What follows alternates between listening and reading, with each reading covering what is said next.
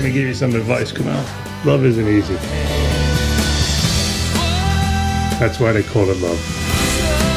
I don't really get that. I know. I thought I could just start saying something and something smart would come out. The movie is called The Big Sick, and it is a 2017 American romantic comedy that is directed by Michael Showalter and is written by Kumail Nanjiani and Emily V. Gordon. And basically, the film follows an interracial couple that has to deal with their cultural differences, and it's loosely based on the real-life romance between Nanjiani and Gordon, respectively. And this film, what makes it so special is it's being released by both Amazon Studios and Lionsgate, which we've seen Amazon Studios lately step up with Manchester by the Sea and some of these other films that have also gotten theatrical releases as well. So them teaming up with Lionsgate, I think, is an awesome idea. And hey, it might be a thing we might bring up for that Power Ranger sequel that we should get. But Kumail Nanjiani is basically a comedian, and he's living in Chicago, and he's trying to make it in the industry while also being an Uber driver. One night, he basically falls in love with this girl named Emily, who haggles him at the comedy club, and the two begin to go on a wild adventure ride, and soon Emily finds herself being sick and hospitalized to where she has to be put in a medically induced coma. From there, the story just sets its point on how Kumail is slowly falling in love with Emily, even though she is currently out of commission. And not only that, we also eventually get to see the confrontation and relationship between him and the characters of Romano and Holly Hunter, respectively. Again, what I really liked about this movie was how it touched on the different traditions within the Pakistani Muslim culture of having arranged marriages versus the traditional sense of American relationships, where it's not necessarily pre-arranged. It's more so of you find someone, you fall in love, and you decide that you want to marry the person for your rest of the life, as opposed to the Pakistani Muslim custom. It's like your mom or your dad or whoever will find someone for you, and then you just ultimately end up just together, whether you have good chemistry or not. And so what I liked about this, and a lot of people might say I'm a little biased on this movie and why I enjoyed it so much, is because I'm ultimately in an interracial relationship, and I love interracial relationships, and I'm a big shipper of that. So hey, what's up, girls? How you doing?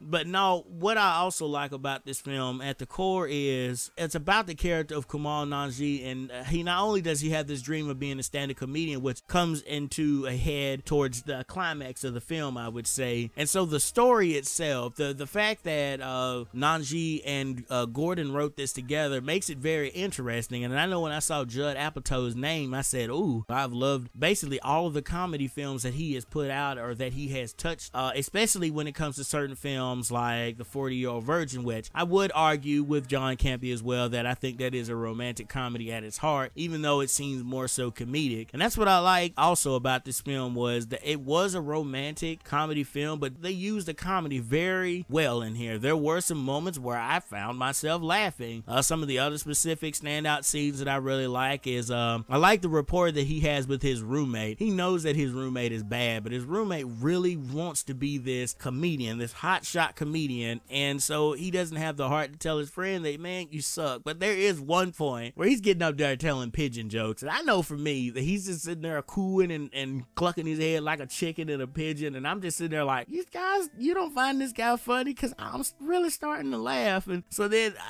luckily I wasn't the only one in the audience laughing, so I didn't feel as weird. I felt kind of validated in my laugh sections. Some of the other specific scenes, I like the scene between Holly Hunter and Kumail, and basically how we got to see the relationship between him and the mom started. It started off as rocky, as her not wanting him to be there and everything because of something that happens in the film, but then ultimately you get to see that they have this real close relationship. And I also, going along the lines of that, I like this Kumail's performance with Romano as well as the dad. I really thought that was a really good combination of those two, because it's been a while since we've seen Romano and stuff. I'm glad he stepped away from doing the Ice Age franchise, and it's good to see you doing what you love again, buddy. I really like the scene between him and Kumail, because we're basically watching the seeds be planted and eventually be harvested and cultivated into something really beautiful. Same thing again going with Holly Hunter's character. I really didn't have any negatives in terms of the film. I thought the film was a joyride all the way through. There were a lot of laughs in there that I didn't think that I was gonna have, but I ultimately enjoyed the film, and I really recommend you go check it out. I really did enjoy it. It's definitely up there with some of the other films that I've seen this year, like Logan and Get Out. And you guys have seen my top 10 movies of January to the midsummer video, which I'll make sure I have annotated in the video above. Unfortunately, I didn't see the movie until this week, so I didn't put it out there on my list, unfortunately, because I wanted to go ahead and get it out there since it was mid-July. But if I would have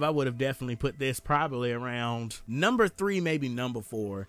But one of the other things that I say about this movie before I give my final thoughts and my ultimate score was, again, I like how they focused in on the relationship of Emily and Kumail. They didn't take the focus off of that. Even when the movie started to go in various directions and we start to spotlight other little ancillary characters that were in and out of the film, it still kept the story about Emily and Kumail and their relationship, and how this relationship turning into something absolutely fantastic and beautiful. All right, in terms of a score, I'm actually gonna go with a 10 out of a 10. To me, I thought the movie was a surprise delight. To me, all the jokes landed well. I thought the on-screen chemistry between Kazan and Nanjiani fit very well, and I also like the characters of Holly Hunter and Ray Romano and how they were used throughout the film, especially towards the latter of the film, and we got to really see that relationship be played out and everything, as well as the relationship between Nanjiani and Adeel Akhtar as his dad and his brother Shameen. But in terms of my how many cup score, I am actually going to give this 6 cups. Hashtag how many cups. And hey guys, if you enjoy these movie reviews and you want to become a movie reviewer yourself, or you want to have your opinions validated, then why not use the hashtag how many cups and send a message to Movie Java. They basically take care of all of your movie needs when you want to yourself become a movie reviewer and you want to have your voice heard. Thank you guys so much for checking out this review. I hope you all have a blessed day. As always, do not forget to hit that subscribe button and make sure you tap the little bell so you can be notified every time a movie review goes up like this. Expect a review of Dunkirk and of Valerian, and hopefully Girls Trip as well this weekend. And as I always say, remember to become a savage, stay a savage, and peace out, y'all.